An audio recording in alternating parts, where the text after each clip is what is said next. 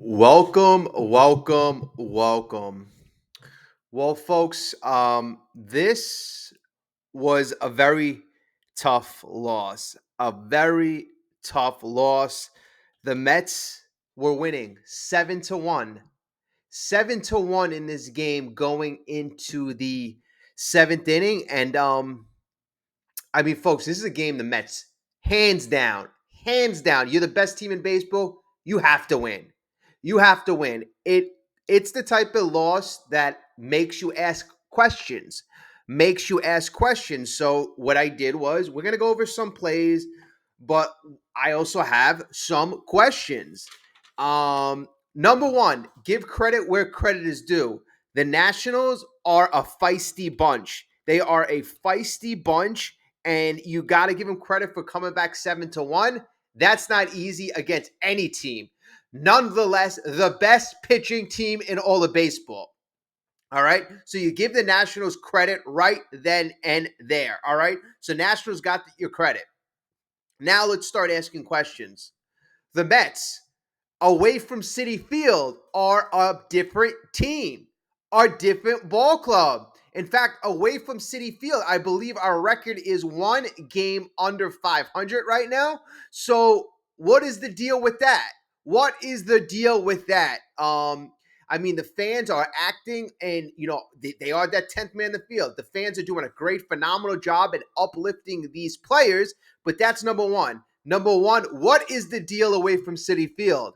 Number two, the bullpen, as we saw today, didn't execute. There were a lot of misplays on the field, but we didn't execute. Tyler McGill, a very solid game, very solid to good. McGill, he went 6 1/3 innings, giving up 3 hits, 3 earned runs, 9 strikeouts. So, a very good game by McGill. Very good game. This game was a game that McGill should win hands down every day of the week. Every day of the week, Mets jump out 6 runs in the first 2 innings. They put up a big 5 spot. You have to win this game, right? So, again, we're asking questions. Now, our next question is the bullpen becoming fatigued? You have Budo coming in, surrendering that 3-run homer. Is he a bit fatigued? His ERA now 4.20. But the big question besides the bullpen possibly being fatigued, and I think it's going to be a no doubt yes, and they've been phenomenal thus far. But also, your next question is, can Ryan Stanek be trusted? You got these games where Diaz is not available, and apparently Mendoza said Diaz is not available. That was one of the first things I was waiting for after the game was Diaz available, and apparently Diaz was not available. So that is what it is. But Stanek, very disappointed in Stanek today after blowing a save on Friday night. You wanted the guy to come out and you wanted him to prove why he is on this team, why he is back closing 2 days later. You want him to prove it. But, giving up multiple hits, and that's not even the thing that makes me most upset about Stanek. Stanek was getting ahead of hitters. Mendoza even noted in the postgame he just wasn't putting hitters away.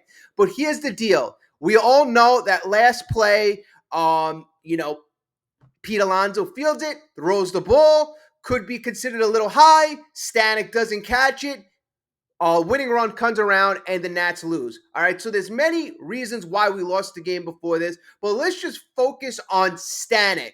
Stanek, I am beyond upset at this guy. Not only are you not executing your pitches, right? You're not executing your pitches. You are not hustling to first base. This man has to be benched for a couple games at least. That was not just you looking at the last play of the game where it was hit to Pete and maybe Pete made a bad throw, but Stanek wasn't there. Stanek was not there. Even if he finds a way to catch a ball, if Pete makes a good throw, it's a highly likely chance the runner is safe because Stanek did not hustle immediately. And you would think that, okay, That's iffy, this and that. Well, the other ball, I believe that Abrams hit that was through the hole. Pete dove, but even if Pete came up with the ball, Static didn't move to first base on that play either. So it would have been another play at first base, a couple plays before that Static didn't run. So multiple plays, this pitcher who already gave up the lead, blew the save on Friday, is not even hustling. So that's what really, really kills me. That's what extremely kills me. So, okay, he didn't execute, had 2 blown saves in a row. He's showing that he cannot be trusted in high leverage situations, and he's showing me that he is not hustling. Big problem, big problem. All right, so the Mets bullpen possibly tired. They are having trouble filling in the shoes of Diaz when he's not available.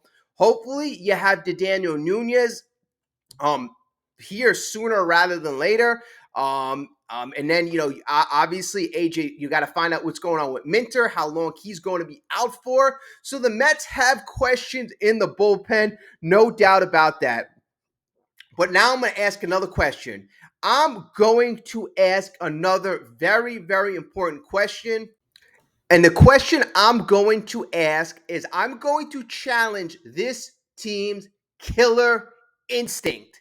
Their killer instinct, all right? Because they've gotten away with the formula of good starting pitching, good bullpen, and holding a very narrow lead. But in this situation like this, they had the chance to basically make the lead out of range for and you would think 6 runs would be out of range, but the Mets showed no killer instinct in this game. They've showed no killer instinct in this series. Game one, I mean, you put Static in that game. That is a game, if Diaz is available, after a very emotional game, you go into the 9th inning, and that game, why that game's important? Number 1, it's an emotional victory. Number 2, it sets the tone for the series. It extends the streak from 7 games to 8 games. It makes you look more unbeatable. It makes you look like you're, obviously you're bigger than you are. And that would have set the tone. But no, you let the Nationals show the Mets that the Mets are breakable. Not good, not good. And that was on Carlos Mendoza. So Carlos Mendoza, I don't like that. Killer instinct, I'm not seeing. Number 2, with the killer instinct. The fact of the matter here is, a lot of people have questioned the Brett Baty decision. The fact of the matter is, the Brett Baty deserved many times in his career to go down.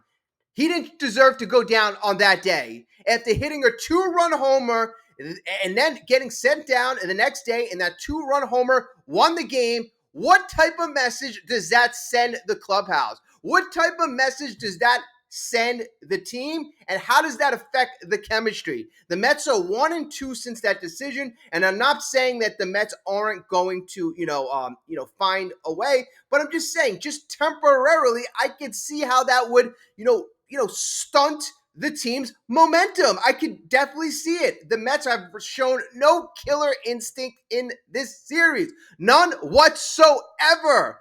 And then also too, when they have opportunities to score, and they had opportunities to score even more this game. And, the last opportunity, I'll go back to the last opportunity you had in the 9th inning. And, we've had many opportunities throughout this game, but one of the biggest opportunities was the 9th inning. And, folks, that's freshest in our memory. The 9th inning, the top of the 9th inning, the Mets had Juan Soto single, Pete Alonso hit by a pitch. You have 2 men on base, no outs. And then there's a wild pitch. So you have basically the runners move up to second and third. So you have second and third, no outs. No outs. You at least got to scratch a run. You at least got to make productive outs. Okay, so they play the infield in. You have the Nationals playing the infield in. CJ Abrams, he gets a ground ball. Vientos is up. Ground ball right from Vientos. Doesn't get through the D. 1 out. Starling Marte up again with the infield in. Ground ball to CJ Abrams. 2 outs. Okay, Brandon Nimmo, could you redeem yourself? Second and third, get something done. And again, he grounds out right to the second baseman. I mean, you couldn't have drew it up better if you were the Nationals. You couldn't have drew it up better. The Mets had the opportunity to, even after suffering this game and not playing crisply, it's just very tough. And then the seventh inning was a seventh inning from hell essentially. The Mets are up 7-1, and you have McGill still in the game, and that's what you could tell the bullpen. You could tell the bullpen is really overused because you see Mendoza's trying to get length out of his pitches. You see, and I like that. I do. I like that. But it starts off the seventh inning like this. You have McGill still in the game. He's pitching very well. It's 7-1. So why not? You got a 6-run lead. So it starts off. Luis Garcia doubles off of McGill. Nathaniel Lowe strikes out, and Josh Bell singles. That causes the game to become 7-2. And then you go to a pitching change. You go to a very reliable Jose Butto. He comes in to replace McGill. He then strikes out Dylan Cruz. Then Jose Tena singles. Alex Cole singles. And Riley Adams homers. All of these pitches had too much of the plate, and it just showed me Butto is tired. He's overworked. And at this point in the game, it is 7-6. And the Mets right now cannot lose this game. Cannot lose this game. Bottom line, cannot lose this game. Eighth inning, you got Braziban coming in. He pretty much, even though there were hits, you had James Wood doubling, ground out by Luis Garcia Jr., Nathaniel Lowe walks, Josh Bell strikes out, Dylan Cruz hit by pitch, and Jose Tena lines out. So even Braziban, these pitchers are tired. Everything is a struggle. Everything seems like a struggle the last couple of days. And then you get to the proverbial ninth, the bottom of the ninth, and I apologize, folks, we're going backwards. We usually go through the first plays, but it was just so pivotal these last couple innings. And the bullpen, which I'm usually praising, I can't kill them. I can't kill them because they're overworked. They are certainly overworked. And, there was just so many reasons why the New York Mets should have won this game and didn't. All right, so you go to the ninth inning, and you have Ryan Stanek coming in. And I am looking for redemption. I am looking for this guy to blow away the Nationals. I am looking for him to show Carlos Mendoza, all right, thank you so much for relying on me 2 out of 3 games, even though I blew the first game. Okay, so Alex Cole, first batter up. I'm expecting get the first batter out. No, Alex Cole doubles to Juan Soto, and that starts up the inning. Then you got Creeper Ruiz grounding out, and then CJ Abrams singles on a ground ball to right field. So this would end up tying the game, but this is one of the plays that I was talking about. If you look at the replay, I believe Alonso dives, but if he would have came up with a ball, Ryan Stanek didn't go to first base. It would have been another one of those plays where, Alonso would have came up to the ball, but CJ Abrams would have beat it out hands down because Ryan Stanek did not break to first. All right, so after that, Stanek would proceed to walking James Wood, and then you have the last play of the game, and Luis Garcia hits the ball down to Pete Alonso. Pete Alonso fields the ball. Ryan Stanek is late coming off the mound, and he throws it. It was a bit high, so the error goes to Pete Alonso. But even if the throw was on target, I 100% believe Garcia would have beat it out because Stanek wasn't there. And I also believe that affected Pete's timing because Stanek was not there. That allowed the winning run to come in. The Mets lose a very tough game, 8-7. All right. So it was very difficult, especially after the Mets put up 5 runs in the first inning. 5 runs in the first inning, another run in the second, another run in the fifth. But instead of talking about our offense and how the offense put up some runs, you got to dissect how this game got away because it wasn't good. Now, another play that I didn't mention, and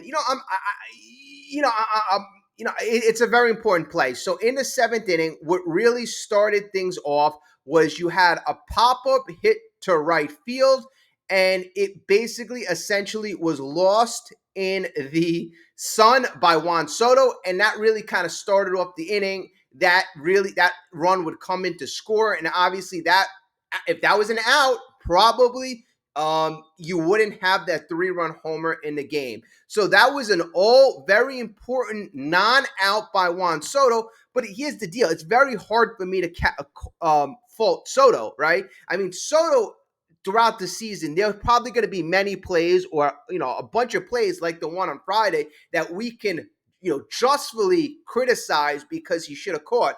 But it's tough when every single player looks like they're having trouble catching the ball. Even Pete Alonso, there were pop-ups hit to first base, 60 feet away from the plate, and he had trouble catching it. So it's, rightfully so. If he gets lost to the sun, try looking in the sun and catching a fly ball. It's tough. I mean, he should catch it. Those elite fielders will still find ways to catch it, but it's really tough. Bottom line is the Mets bullpen didn't execute. The Mets show no killer instinct in this game. The Mets right now, away from Citi Field, aren't playing with the same energy, the same fire and desire. It just makes you ask some questions. And I'm not saying this team is not elite. I know this team is still in first place. This team still is having a great April. We're having a great month. But like Steve Cohen said a couple days ago, the pitching was so good and so dominant that it would be impossible for it to be sustainable. Impossible for it to be sustainable. So the bullpen eventually is going to need some sort of rest. And the biggest rest is, you're going to need the lineup to really start stepping up. 7 runs, that was a good game. Again, you had more opportunities to add on.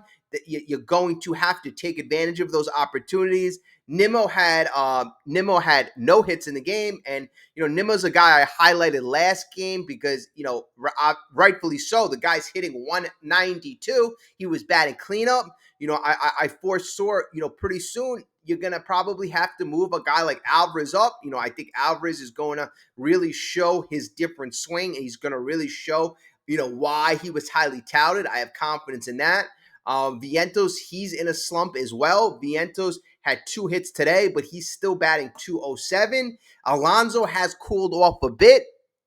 Soto had 2 hits today. So, the offense, I can't really get on the offense, but, it still has to tack on. You still have to get those insurance runs when you have the opportunities, and the Mets had opportunities, and then you still have to have your good guys get going. Vientos has to get going. Nimmo has to get going. Marte has to get going. Acuna's 1 for 7 since McNeil came up, and, one may say, hey, what does that matter if Acuna's 1 for 7? Well, Acuna and Brett Beatty was somewhat of competition with one another. You send Brett Beatty down, now you maybe lessen the competition, or you send the message to Acuna like, doesn't matter how good you do. I know Brett Beatty was hitting OPS close to 900 in the last 10 games. If if a veteran has no options, hey, you have options, you're going down. Again, what type of message does that send? I don't know. It's just a very frustrating loss. Let me know how you're feeling. I really wanted to take these next 3 games after that emotional loss on on Friday with the umpire blowing that crazy call. But you know what? We got to win tomorrow's game, salvage the series, get the split, and then we'll go into Arizona. We got to play them tough as well. And I believe the Braves lost today, so that's good. The Phillies, I don't think played yet. Yeah, the Phillies didn't play yet. All right, so at the end of the day, the Mets, we still built a good lead, but these are the games that you have to win. All these games were winnable. Friday was winnable. Today was winnable. It's just tough losing these winnable games, and this one is just it's just unforgivable. It's pathetic in my opinion. Being up 7-1, supposedly having the best bullpen in all of baseball, being the best team in all of baseball, and you're not facing on the second, third, fourth, fifth best team. You're probably facing one of the worst teams. Yes, up and coming. Yes, gritty, feisty team, but this team has a long ways to go to be potentially, supposedly on your level. So that's just my take on the game right now. Let me know what you think. Like, subscribe. What were your key moments? What did you like? What did you not like? Another thing, and I don't want to discuss it really in depth yet, but it might come to a point if Soto doesn't make these plays late in games, he's going to be a late game defensive, not replacement, but our DH isn't a world beater. Jesse Winker, Starling Marte is not a world beater. I mean, maybe you switch Soto to the DH position, and then you put a defensive replacement out in right field. The Mets might have to start getting really creative at the end of games. They really might. And I know you don't want to hurt Soto's feelings. You got a 15-year relationship, but also you have to be honest with yourself. And if he's not that, top echelon defender, then it is what it is. You need to win these games. You need to win these games. All right, folks. I will talk to you soon. Thank you, thank you, thank you, and have a great day.